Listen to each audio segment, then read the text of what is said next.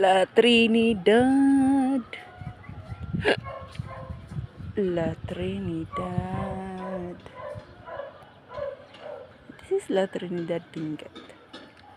Okay, if I'm not mistaken, yan, parang inside BSU yan. May mga sari-saring mga tanim, like mga lettuce, strawberry.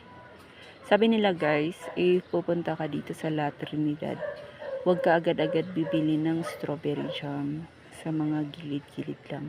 If you want yung premium ba, yung pagkakagawa, dito ka sa may BSU bumili.